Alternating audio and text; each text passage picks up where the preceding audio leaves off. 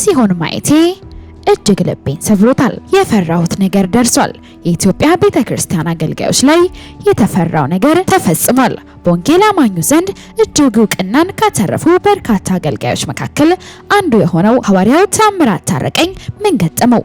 እንዲህ ሊናገር የቻለበት አሳዛኝ ምክንያት ምን ይሆን? በዝርዝር የምትሰሙት ይሆናል። እርግጠኛው የምነግራችሁ ቆርጣችሁ ያዟት። ብላክሜል ያደርጉታል። ፈለገ አትናቴዎስ የሚባለው ጌታን ተቀብያለሁ ባይል ምን አለ? የጂፒኤስ ቤተክርስቲያን መስራችና ባለራዕይ የሆነው ነብይ ሄኖክ ግርማ ስለ ትዳር ያልተጠበቀ ሚስጥር አውጥቷል። በመረጃችን ይዘንላችሁ መጥተናል። የመጨረሻ ከባዱ ውጊያ ሰው እቤት ልታገለግለው ካስገባት ሴት ጋር መደባደብ ነው። ዘይቱን ትጠጫለሽ ወይ ትበላለሽ ወይ? ስኳር እንደ ሕፃን ልጅ ጥቅም ያለሽ ወይ? በሌላኛው መረጃችን በወንጌል አማኙ ዘንድ የሚታወቁ እነዚህ ነቢያቶች በሰሯቸው የስህተት እንቅስቃሴዎችና መዘዞቻቸው ክስ ሊመሰረትባቸው መሆኑ ተገልጿል። የተጸለየበትን ዘይት ለአማኞች ማጠጣት ወንጀል። እንደፈለገ እዩን ቢያደርግ ሲፈልግ ወደ ላይ ከዛ ጠብቆ ደግሞ ወደ ጎን ከዛ ጠብቆ ደግሞ ወደ ታች የሚያደርግ ከሆነ ሰይጣን ከእግዚአብሔር ቁጥጥር ውጭ ነው። ሰላም ጤና ይስጥልን ቤተሰቦቻችን፣ ይህ የሮማንስ ሮድ የዩቲዩብ ቻናል ነው። በቻናላችን አዳዲስና ወቅታዊ ትኩስ መረጃዎችን ይዘንላችሁ መጥተናል። እስከ መረጃው ፍጻሜ አብራችሁን ቆዩ። ቻናላችንን ሰብስክራይብ ያላደረጋችሁ ሰብስክራይብ በማድረግና የደወል ምልክቷን በመጫን አዳዲስ መረጃዎችን በፍጥነት ያገኙ። ቪዲዮአችንን ለሌሎች ሼር በማድረግ ቤተሰባዊነቱን ያጠናክሩ። አሁን እጅግ በጣም የሚያሳዝን ዜና ፌስቡክ ላይ ተመልክቼ ነው የመጣሁት ወደዚህ። ይህ በምስሉ ላይ የምንመለከተው ቴዲ ወይም ቴዲ ካሳሁን የሚባል እንግዲህ እኔ በመጀመሪያ ማቆ የነበረ በክብር ሕይወት ቤተክርስቲያን ላይ ቴዲ ሾው የሚል ፕሮግራም ሲያዘጋጅ ነበር። ከዛ በኋላ ወደ ኢቢኤስም ገብቶ የጨዋታ ፕሮግራም፣ ከዛ ደግሞ በኋላ በፋና ላምሮት ደግሞ የፋና ላምሮትን ውድድር ሲመራ ነበር። እንግዲህ ቴዲ አልገባኝም በምን አይነት ሁኔታ ላይ እንዳለ። ብቻው ባውን ሳለ አይ ቲንክ ገዳም ሳሙኤል ሄዶ ጸበል እየጠጣ አይነት ነገር ቤተሰቦቹን እዚህ በኪራይ ቤት ትቶ በጣም ችግር ላይ እንዳለ የሚገልጽ እንግዲህ መረጃ ነው ያነበብኩት አሁን ከፌስቡክ ገጽ ላይ። እስቲ በተቻለ መጠን ይህን ነገር በደንብ እናጣራ። ማድረግ የምንችለው ነገር ቅዱሳን እኔ በጣም አይዶን ምን እንደገጠመው እንግዲህ እኔ ሲያገለግል በጌታ ቤት ፕሮግራም ሲመራ መድረክ ሲመራ ነው ማቀው በምን አይነት ሁኔታ እንግዲህ ገዳም ጸበል ሊጠጣ ምን ገጥሞት እንደሄደ አላቅም ሲል ወንድማችን በዋናነት እንጸልይለት፣ ጸሎት ነው የሚያስፈልገው። በዋናነት እንጸልይለት ላለበት ሁኔታ የምንችል ደግሞ በአቅማችን የራሱን አካውንት ከፌስቡክ ገጽ ላይ ከታማኝ ምንጮች ከነ ቴዲ ባጫ የፌስቡክ ገጽ ላይ ያገኙትን መረጃ ደግሞ የራሱን አካውንት እዚህ ላይ ማጋራ ይሆናል። ይህ ሲሆን ማየቴ እጅግ ልቤን ሰብሮታል። የፈራሁት ነገር ደርሷል። የኢትዮጵያ ቤተክርስቲያን አገልጋዮች ላይ የተፈራው ነገር ተፈጽሟል። በወንጌል አማኞች ዘንድ እጅግ እውቅናን ካተረፉ በርካታ አገልጋዮች መካከል አንዱ የሆነው ሐዋርያው ታምራት ታረቀኝ ምን ገጠመው? እንዲህ ሊናገር የቻለበት አሳዛኝ ምክንያትስ ምን ይሆን? ከ6 ዓመታት በፊት እንዲህ ሲሉ ተናገሩ። በኢትዮጵያ ቤተክርስቲያን ውስጥ ከባድ ጊዜ ይመጣል። ይህም ሰዎች በሙሉ የኃይል አገልግሎት እስከ መጥላት የሚደርሱበት፣ አጋንንትን የሚያስወጡ፣ ትንቢት የሚናገሩ፣ በተለያዩ የጸጋ ስጦታዎች የሚያገለግሉ ሰዎች በከፍተኛ ደረጃ በምድሪቱ ላይ የሚጠሉበት ጊዜ ይመጣል።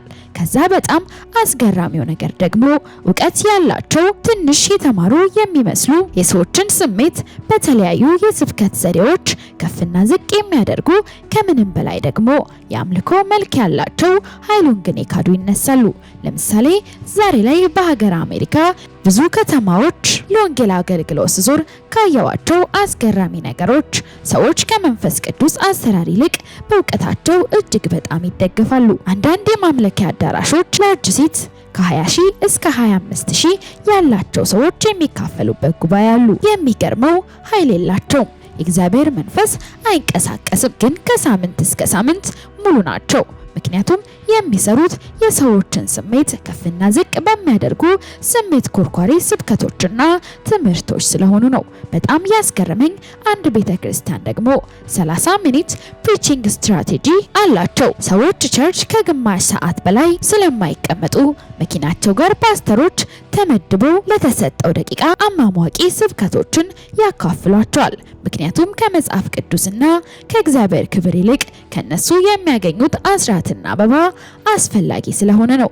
አንዳንድ ቸርቾች ደግሞ አስገራሚ የጌታ መንፈስ አሰራር አለ። በአይኔ ተመልክቻለሁ። የሞተ ሰው ሲነሳ አስፈሪ የእግዚአብሔር ኃይል ሲገለጽ ተመልክቻለሁ። ነገር ግን አስገራሚው ነገር ግፋቢል ከ40 እስከ 100 አባላት ብቻ ነው የሚመጣባቸው። ለምን? የፖስት ሞደርኒዝም እንዲሁም ሊበራል ቴዎሎጂ በጉባኤ ውስጥ አይቀነቀንም። እጅግ ያሳዝናል። ታዲያ በተለያዩ የመናፍስት አሰራር ምድራቸው ቢወረር ምን ይገርማል? በጭራሽ። ምክንያቱም ኃይሉን ክደዋል፣ መንፈስ ቅዱስን ከላያቸው አጥተዋል። ዛሬ በምድሬ አጋንንቲን አሰራር በኢትዮጵያ አብያተ ክርስቲያናት እየሞከረ ነው። ልሳን የለም፣ ትንቢትም ቆሟል። መንፈስ አትበል ጌታ ብቻ በል ሲሉ ምሁራን ይመስላሉ። አስገራሚው ግን አሁን ምድራችን ከፍተኛ ሚስጥራዊ መናፍስታዊ አሰራር ሊያገኛት ወጣቶቿን እየታገለ ነው። መቼም ያኔ በተሸመደደ እውቀት አጋንንት አይመቱም። ግን በጭራሽ እኔ ያለው ምድሬ እንዲያትሆንም በጌታ በኢየሱስ ስም እጸልያለሁ። የእግዚአብሔር ክብር እንደገና በኢትዮጵያ ቤተክርስቲያን ላይ ይመጣል። ይህን አምናለሁ። መንፈስ ቅዱስ ቤቱን በመንፈሱ እሳት ያጠራል። አሜን። በመንፈሱ ያጠራል። ቤቱን በፍልስፍና እውቀት እየሞሉ ዞር ይላሉ። እግዚአብሔር ቤቱን እንደገና በመንፈሱ እሳት ቤቱን ይፈውሳል ሲል በተለያዩ አገልግሎቶቹ በወንጌል አማኞች ዘንድ የሚታወቀው ሐዋርያው ታምራት ታረቀኝ ሲናገር ተደምጧል። የተጸለየበትን ዘይት ለአማኞች ማጠጣት ወንጀል ነው እንዴ? ቆያችን ጠበቃ ሰብለሰፋ ነኝ። አንድ የእምነት አባት የሆነ ሰው ወይም በእምነት አገልግሎት የሚሰጥ ካህን ወይም ፓስተር ማንኛውም ሰው ለአማኞች ለምእመን እንዲጠጡት ወደ ሰውነታቸው እንዲገባ የሚሰጡት ነገር የወንጀል ተጠያቂነትን ሊያስከትል የሚችልበት አግባብ እንዳለ ከወንጀለኛ መቅጫ ሕጋችን አንቀጽ 531 533 መገንዘብ ይቻላል። ይህ የሚሆነው ያንን ዘይት በመጠጣቱ ወይም ሌሎች በእምነት አባቶች በተለያዩ ተቋማት የሚሰጡ በእምነት የሚወሰዱ ተጸልዩባቸዋል ተብሎ የሚወሰዱ ነገሮች በወሰደው ሰው ላይ የሚታይ የጤና ችግር አካላዊ ወይም የህይወት ህልፈት አይነት አደጋ የሚያስከትል ቢሆን በቀጥታ ያንን የተጸለየበት ነው በሚል ዘይት ወይም ሌላ አይነት ለአማኞች የሚሰጥ ነገር የሰጠው ፓስተርም ሆነ ካህን ወይም ሼኪ በቀጥታ ተጠያቂ ሊሆን እንደሚችል በግልጽ ተመልክቷል። ስለሆነ የተጸለየበትን ዘይት ለአማኞች መስጠት በወንጀል ሊያስጠይቅ ይችላል። ይህ የሚሆነው ግን በወንጀል ሕጉ በግልጽ በአንቀጽ 531 533 እንደተመለከተው ያንን ነገር በመውሰዱ ሰውየው ለሞት ከተዳረገ ያንን በመውሰድ ትድናለህ ከተባለ በኋላ መድኃኒቱን በማቋረጡ ቢሞት በዘይቱን በመውሰዱና በሞቱ ወይም በአካል ጉዳቱ መካከል ኮዝ ኤንድ ኢፌክት የምክንያትና የውጤት ግንኙነት ማረጋገጥ ከተቻለ በቀጥታ ተጠያቂ ሊሆን ይችላል ማለት ነው። መሰል ጠቃሚ መረጃዎች the biggest war የመጨረሻ ከባድ ውጊያ ሰው ጉዳዩን ወደ እግዚአብሔር እንዳያመጣ ማድረግ። ብዙ ጴንጤ ሰላቢ ጤፉን ይበላዋል፣ ሰላቢ ዘይት ይጠጣበታል። እቤት ልታገለግለው ካስገባት ሴት ጋር መደባደብ ነው። ዘይቱ ትጠጫለሽ ወይ ትበላለሽ ወይ? ስኳር እንደ ሕፃን ልጅ ትቅሚያለሽ ወይ? ሰላቢ እኮ ነው የቃመበት የዘይት ዕቃ ሲል ይውላል። ነብይ ጋር ሂድ ስትለው ዘንድሮ ስንት አይነት እንትን ያለው እኔ ብዙዎቹን አላምናቸው ማልቀበላቸው ብለ ይኸው እግዚአብሔር ምስክሬ ነው። ያንን ዶሮ በር ላይ ከጣሉ ጀምሮ ይወጋኛል ነሉ ጋልሽ ለቢገስ ፕሮብሌም አቶ ታማዋል። ቸርች አይመጡ ፕሮብሌም አለባቸው። ቸርች አይመጡ ድህነት ያሸዋል። የባንክ ቡክ ይዞ ለጸሎት ይጸለፋል ይላል። ስለዚህ ወጊያው ምንድነው? ወደ ጸሎት አለማምጣት። እስቲ በጉዳይ ላይ ወደ እግዚአብሔር ጮሃል ወይ? እስራኤላውያን ከምድያማውያን የተነሳ ወደ እግዚአብሔር ጮሁ ይላል። ከቤት ኪራይ የተነሳ ወደ እግዚአብሔር መጮህ አለ። ታክሲ ከመጠበቅ የተነሳ ወደ እግዚአብሔር መጮህ አለ። በየወሩ መበደር ሰለቸኝ ብለው ወደ እግዚአብሔር መጮህ አለ። የተጨነቅባቸውን ጉዳዮች ወደ እግዚአብሔር ጮህባቸዋል ወይ? ጮህሽበታል። ማግባት ትፈልጋለች፣ ጮህሽበታል። የገባ ጉዳዩን ወደ እግዚአብሔር አምጥተው ታውቃለህ ወይ? አሁን መመታው ዛሬ በጉዳይ ላይ እንዳትጮህ ያደረገ የሰይጣን ዕውቀት ደፋል። የሆነ ሰው ዛሬ ይጮሃል፣ ይፈልቅለታል። ኤርምያስ 33 ቁጥር 3 ላይ ወደ እኔ ጩህ፣ አነጋግረኝ፣ ጠይቀኝ ነው የሚለው። በሌላ ስፍራ አልጠየቃችሁም ነው ይላል፣ አልተቀበላችሁም። የሆነ ከርስ ብሬክ ለማድረግ you have to start። እግዚአብሔር አያውቅም ያ ቃል እናውራና ያ ቃል የሚያስፈልግን እኮ እናውራ ጠይቀኝ። አሁን በፊት ተመርምሮ ያልተደረሰበት ስለዚህ መጠየቅ ያለብህ ከአይምሮ በላይ የሆነ ጉዳይ ከልክ በላይ ከዝግጅት በላይ ከትምህርት በላይ ከምትሰራው ስራ በላይ ከየት ይመጣል ውሃለን ይመልስልሃል። ስለዚህ ቢገስፋል ትልቁ ውጊያ ያጾል አሁን በደምብ ስሙ። የማይመረመር በሰው አይምሮ ሊታሰብ የማይችል ነገር ምንድነው የሚለው እገልጥልሃለሁ። ዛሬ ትጮሃለህ ይቀየራል።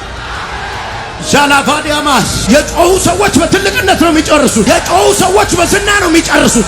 ብድግ ብሎ በበሽታ አይመታ እንደፈለገ እዩን ቢያደርግ ሲፈልግ ወደ ላይ ከዛ ጠብቆ ደግሞ ወደ ጎን ከዛ ጠብቆ ደግሞ ወደ ታች የሚያደርግ ከሆነ ሰይጣን ከእግዚአብሔር ቁጥጥር ውጭ ነው። እንደዚህ ሊሆን አይችልም። እዩ ላይ የሆነ ነገር ማድረግ ሲፈልግ ወደ እግዚአብሔር ይሄድና ተረኛ ሆኖ ተሰልፎ ይጠይቃል። ዝም ብሎ ኢዮብ ጋር መጥቶ ድብልቅልቁን ነው ያወጣው ወይስ ወደ እግዚአብሔር ነው የሄደው? ወደ እግዚአብሔር ነው የሄደው። ሰይጣን ጠየቀው። ኢዮብ የሚባል ሰው አለ፣ ባለጠጋ ነው፣ መልከ መልካም ልጆች አሉት። ሂዝ ሪች፣ ስሙ በጣም ታላቅ ነው፣ ዝነኛ ነው። አንተን እሱ የሚያከብረው ዝነኛ ስለሆነ ነው። በሚኖርበት ከተማ አንቱ ተብሎ ስለሚጠራ ነው። መልከ መልካም ልጆች ስላሉት ነው፣ ገንዘብ ስላለው ነው ብሎ ስል እግዚአብሔር ምን ትፈልጋለህ? እኔ አሁን ሄጄ ያለው ነገር በሙሉ ቢመታው አሁኑኑ ነው ካንተ ጋር የምጣለው አለ። ሂድና አጥፋ። ከእግዚአብሔር ፍቃድ ያገኘ ሰይጣን በአንድ ቀን ብዙ ሺህ ግመሎችን፣ ብዙ ሺህ በጎችን፣ ብዙ ሺህ ሀብት በማይክሮ ሰከንድ ውስጥ ደመሰሰ። ኢዮብ አሁንም ቆሟል። በጣም በሚገርም ሁኔታ ያመሰግናል፣ ደስ እያለው። የሱ ምስጋና የጀመረው ከልጅ አይደለም። የሱ ምስጋና የጀመረው ከአህያ አይደለም፣ ከበሬ አይደለም። የሱ ምስጋና ከአንገት ሀብል አይደለም፣ ከእጅ ጌጥ አይደለም። የሱ ምስጋና የጀመረው ከልብ ነው። የአንዳንዶቻችሁ ምስጋና በጫማ ነው የጀመረው። ጫማው ሲንሻፈፍ ምስጋናውም ይንሻፈፋል። የጀመርከው ሮንግ በሆነ ወይ ነው። ኢዮብ እግዚአብሔርን የሚያከብረውና የሚያመሰግነው ካለው ሀብት ተነስቶ አይደለም፣ ከመልክ መልካም ልጆቹ ተነስቶ አይደለም። እግዚአብሔር አምላክ ስለሆነ ነው የሚያመሰግነው። ኢዮብ ጋር እንደገና መጣና ሰይጣን ጤናውን ዜሮ አደረገ። ዊዝን ማይክሮ ሰከንድ፣ በደቂቃዎች ልዩነት በትል ተከበበ፣ በመግል ተዋጠ። ምስቱ ትታ ሄደች። ቤት ውስጥ ያለው ሰራተኛ በፊት ገና እሱ ከደጅ ሲደርስ ከበር ላይ ሲደርስ መጣ መጣ የሚለው የቤት ሰራተኛ ሁሉ ተጠርቶ አቤት ማለቱን አቋረጠ። በበሰበሰ ጊዜ አልጋ ላይ በተኛ ጊዜ በደቂቃዎች ልዩነት የትል ጓደኛ ሆነ፣ የመግል ቤተሰብ ሆነ። ቤት ውስጥ ያለው ሰራተኛ ሲጠራ አቤት ማለቱን አቋረጠ። ምክንያቱም የተላ ሰው፣ የገማ ሰው፣ የበሰበሰ ሰው፣ በትል የተከበበ ሰው፣ በመግል የተዋጠ ሰው ተነስቶ ተጽዕኖ ይፈጥራል ተብሎ ስለማይታሰብ የቤቱ ሰራተኞች አቤት ማለቱን አቋረጡ። ይሄ ሰው ግን ተልቶ ጀርባውና ሆዱ እጁና እግሩ መላው ሰውነቱ በስብሶ አሁንም ይዘምራል። አንዳንድ ጊዜ ስንታመም ሰይጣን ከእግዚአብሔር ቁጥጥር ውጭ ሆኖ የሆነ ሾልኮ መጥቶ የመታን ይመስለናል። እንደዛ እንዳታስቡ። ሰይጣን ልክ ህፃናትን እየያዘን አምልጦ ሄዶ ዕቃ እንደሚሰብሩ ሰይጣን እግዚአብሔር ይዛለው እያለ ታግሎ አምልጦ ሄዶ እኛን ቤት ወይም የኛ ቤት ያለው ነገር የፈጠረ እንዳይመስላችሁ። ሰይጣን ከእግዚአብሔር ፍቃድ አግኝቶ ሰዓቱን ጊዜውን ወስዶ ለዛውም እኮ ከየት እስከ የት መታመም እንዳለብህ ሊሚቴሽን አለው። ዝም ብለህ ከተወለድክበት እስከምትሞት ቀን ድረስ በሽተኛ ማድረግ አይችልም። እግዚአብሔር ፓኬጁን ቆርጦ ነው የሚሰጠው። ከዚህ እስከዚህ ብሎ ነው እንጂ ለሰይጣን በቃ አንድ ሰው ከዚህ እስከ ዘላለም በሽተኛ አድርገው ብሎ ፍቃድ አይሰጥም። ኢዮብ ለዘላለም ነው የታመመው ወይስ ለጥቂት ጊዜ ነው? እርግጠኛውን የምነግራችሁ ቆርጣችሁ ያዟት። ብላክሜል ያደርጉታል። ፈለገ አትናቴዎስ የሚባለው ጌታን ተቀብያለሁ ባይል ምን አለበሉ። ምክንያቱም ሶፎንያስ ሲናገር ሰምታችሁት እንደሆነ በቅርቡ የሆነ ነገር ጠብቁ የሚሏቸው ነገሮች አሉ። ዝርክርኮች ከዘማሪቷ ጋር ከፕሮቴስታንት ዘማሪት ጋር ሶስት ቀን እዛ ቤት ሆናችሁ ያስተላልፋችሁትን መልእክት እማናቅ ይመስላችኋል? እማላቅ ይመስላችኋል? ፈለገ እማላቅ ይመስላል?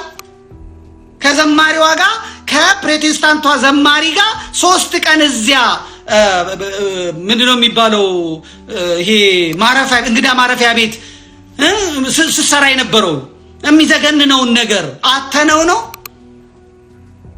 ትክክል አይደለም። እኔም ጴንጤ ነኝ። በዚህ አይነት እኔም ጴንጤ ነኝ። ትዕቢት እንዲወጠር እንደ ዲያብሎስ ሌላውን ቁጫጭ ሌላውን ጉንዳን አድርጎ እንዲያይ ያደረጉት ነው። ይህንንም ልጅ እለዋለሁ፣ በእናትህ አልልም በእህትህ አልልም፣ ከወለድክ በሴት ልጆችህ እግዚአብሔር ያሳየ። ደግሞ እነሱን እንዴት ያርጋቸው? እንዴ ለምን ልጆቹን? እኔም ልጅ አለኝ። እግዚአብሔር በምትወደው ነገር ይቅጣ። እግዚአብሔር በምትወደው ነገር ኤአይ ከሆነ ደግሞ እግዚአብሔር ይፍረድባቸው። ኤአይ ያደረጉ ሰዎች እኔ ያየሁት ኤአይ አይደለም። እኔ ያየሁት ኤአይ አይደለም። አታድኑትም። ፕሮቴስታንት በፍጹም ፈለገ አትናቴዎስም በፍጹም ፕሮቴስታንቶች አይጠሉትም። የሚጠሉበት ምክንያት የለም። አትናቴዎስ ለፕሮቴስታንት ለንጽጽራዊ ትምህርት የሚሆን ዕውቀትም የለውም። ስለ እውነቱ እንነጋገር ከተሆነ ፕሮቮክ በማድረግ ሊከራከረው የሚመጣውን ሰው በማበሳጨት ብዙ ጊዜ ዝም በማለት ከዛ በኋላ እነዛ ሰዎች እንዲበሳጩ በማድረግ ከዛ እነዛ በተበሳጩ ቁጥር የሚናገሩትን ያጣሉ። እሱ ይናገራል፣ ከዛ ይወጣል። አለቀ እንጂ እንደ ሌሎቹ እንኳን ሰምቶ አድምጦ ለዛ አድምጦ የሚሰጥ አይደለም። ጸጥ ሲሉበት እንደውም አቃታለሁ፣ ሲስተሟን ዘዴዋን አቃታለሁ። ጸጥ ሲሉበት እንደውም ይጎነትላቸዋል። እንደዚህ ምትሆነ እንደዚህ ምናምን ከዛ እነዛ ቱግ ይላሉ። አትጩህ፣ ቆይ ቀስ በል እንጂ አትናገር ምናምን ይላቸዋል። ይግላሉ። ይሄን አውቀዋለሁ። ሲስተም ሙልጭ ያለ አራዳ ነው። በአራድነቱ አንቆ ይዟቸዋል። ሴቶቹ የሚፈልጉትን አውቋል። ጸጥ ብሎ ነው የሚለው። ጠይምነቱ አለ፣ ትህትና አለ ምናምን ይላል። በጌታ ወዳቸዋለሁ ምናምን ይላቸዋል። አቤት ጸባዩ፣ አቤት መልኩ፣ አቤት ቁመና ይላሉ። የፈለገ አትናቴዎስን ትምህርት ሰምቼ ስጋው ደግሞ ተቀበልኩ፣ ንስሐ ገባው፣ እንደዚህ ሆንኩ የሚል የለም። ጴንጤዎቹ እንዴት ይጠላሉ? ከፓስተራቸው ጋር ቁጭ ብሎ እያደማ። ጴንጤዎቹ ለምን ይጠሉታል? ክርስትናን ሳይሆን ጨዋታን እያለማመደ ድፍረትን ጓደኝነታችሁን ለዩ፣ ምረጡ። ቃሉ ከሚሉ ጋር ህብረት አድርጉ። ጸሎት ከሚሉት ጋር ህብረት አድርጉ። እውነተኛ በሆነው መንገድ በንጽህና መንገድ ከሚመላለሱት ጋር ህብረት አድርጉ። ሌላውን ሸቀጡ ሁሉ ከእግዚአብሔር ቤት ይቁም፣ ይቅር፣ በቃ። ከኔ ጋር አንድ ሰው በቃ ይበል እስቲ። ጨክኑ። ጸጋው ይረዳናል፣ ጸጋው ያግዘናል። በምህረት ዘመን ውስጥ ነው ያለነው፣ በፍቅር ዘመን ውስጥ ነው ያለነው። የሚረዳን ጸጋ አለ፣ የሚያግዘን ጸጋ አለ፣ የሚያበረታን ጸጋ አለ። በኃይልና በብርታት አይደለም ነው የሚለው ቃል፣ በመንፈሴ እንጂ ነው የሚለው። ሊረዳን ሊያግዘን አቅምና ጉልበት ሊሆነን የእግዚአብሔር ጸጋ ሁል ጊዜ ዝግጁ ነው። የእግዚአብሔር መንፈስ ዝግጁ ነው። መንፈስ ቅዱስ ሊረዳን የታመነ ነው፣ ሊያበረታን የታመነ ነው። ብትወድቁ ሊያነሳችሁ፣ ብትስቱ ሊመልሳችሁ፣ ሊያስተምራችሁ፣ አቅጣጫን ሊያሳያችሁ፣ ሊያጀግናችሁ፣ ሊያበረታችሁ፣ እንደ አንበሳ ሊያደርጋችሁ። ሃሌሉያ። ስለዚህ እንደ ጻድቅ ሰው እንመላለስ። የእግዚአብሔር ቃል ሲናገር ምን ይላል? ኃጢ ሳይነኩት ይሸሻል ይላል። ኃጢ ሳይነኩት ይሸሻል፣ ጻድቅ ግን እንደ አንበሳ ያለ ፍርሃት ይኖራል ይላል። ኢየሱስ ክርስቶስ ጌታ ነው። እንደ ጻድቅ ሰው እንመላለስ፣ እንደ ጻድቅ ሰው እንኑር። ኃጢአተኛ ኃጢ ይላል ሳይነኩት ይሸሻል፣ ይደናበራል፣ ይፈራል፣ ይበረግጋል። ጻድቅ ግን እንደ አንበሳ ያለ ፍርሃት ይኖራል ይላል። ክብር ለእግዚአብሔር ይሁን። ለዛ ነው የእግዚአብሔር ቃል ጎለመሱ፣ አንድ ነገር አስተዋሉ ይላል። በሌላ ስፍራ ላይ ጻድቅ ሲራብ ዘሩም እህል ሲለምን አላየሁም ይላል። ኢየሱስ ክርስቶስ ጌታ ነው። አላየሁም። በጽድቅ መንገድ ሄዳችሁ አታፍሩም፣ አታፍሩም።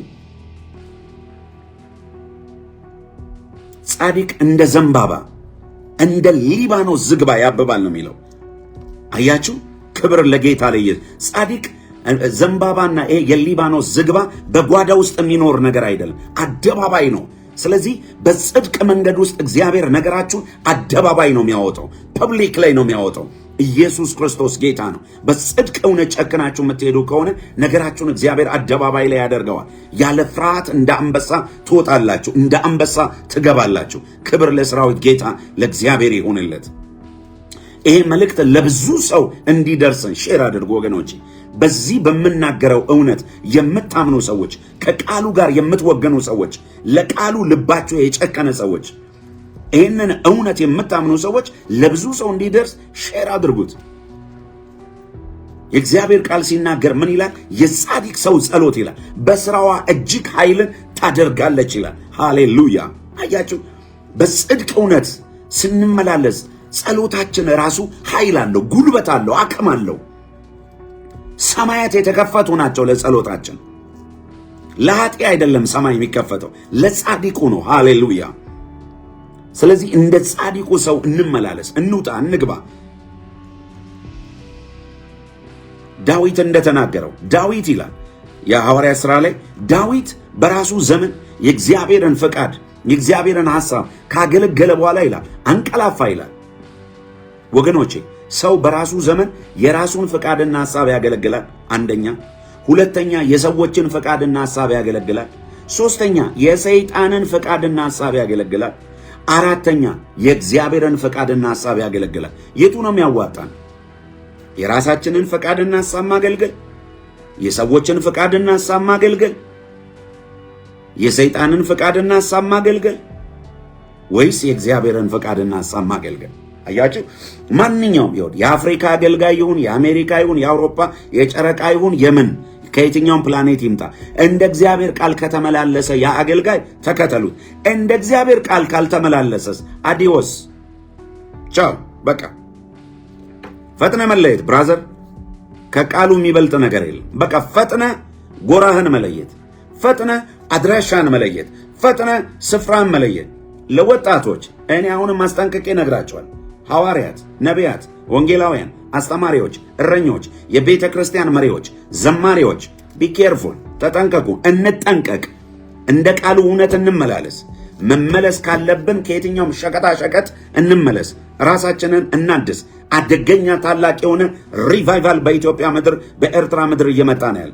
ለዚህ ለሚመጣው ሪቫይቫል ራሳችንም እንዘጋጅ፣ ህዝቡንም እናዘጋጅ። በእውነተኛ በትክክለኛ መንገድ እንመላለስ።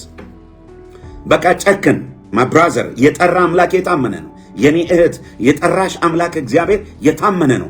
ማንንም ታምኖ አልጠራህም። ማንንም ታምኖ አልጠራሽም። በቃ እንጨክን።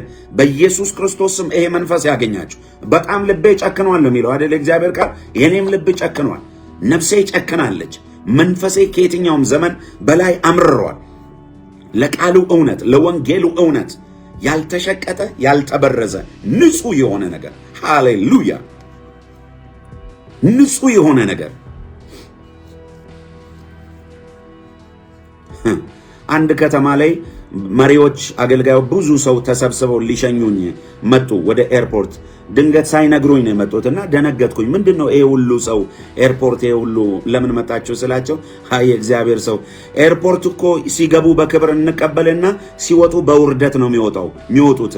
ነገር ግን ስትገባም በክብር እንደተቀበልን ከተማዋ ህዝቡ ስለተባረከ በክብር ልንሸኝ ነው ኤርፖርት የመጣ ነው አሉኝ። ወገኖቼ በቃ ከዚህ በላይ ምን የሚያስደስት ነገር አለ? ከዚህ በላይ ምን ሰላም አለ? ሃሌሉያ! ይኸው ሳውዝ አፍሪካ ነው ያለሁት። 5 ከተማ አገልግያለሁ። አንድም ከተማ ለፕሮጀክት እንደዚህ ገንዘብ ያስፈልገኛል ብዬ 1 ብር 1 ሳንቲም ከአንድ ሰው አልተቀበልኩም። ይኸው አደባባይ ላይ ነው የምናገረው። 5 ከተማ ያገለግልኩበት ከተማ ለፕሮጀክት ሳያስፈልገኝ ቀርቶ አይደለም። ነግራቸዋለሁ። በመቶ ሚሊዮኖች የሚቆጠር ትልቅ ፕሮጀክት አለኝ። ያንን ግን ወደ ኋላ ነው ያረኩት። በቃ 1 ብር 1 ከተማ ይኸው 1 ሳንቲም ስጡኝ ብዬ አልጠየቅኩም። በሰላም አገልግዬ የሚገርም የእግዚአብሔር ክንድ ክብሩ ተገልጦ ሰው ነፃ ወጥቶ ተፈውሶ ተባርኮ ተጽናንቶ በደስታ ቤተ ክርስቲያን ባርካ በየከተማው በበረከት በደስታ የወጣሁት አለቀ። ስለዚህ ወገኖች እንጨክን፣ እንቁረጥ። የቤተ ክርስቲያን መሪዎች እናንተም ጽዱ፣ ራሳችሁንም አጽዱ። ከጎሰኝነት ከዘረኝነት ከምናምን ነፃ አውጡ። በቃ ህዝቡን ያዙ እባካችሁ። ህዝቡ እኮ ብትንትኑ ወጥቷል። አሁን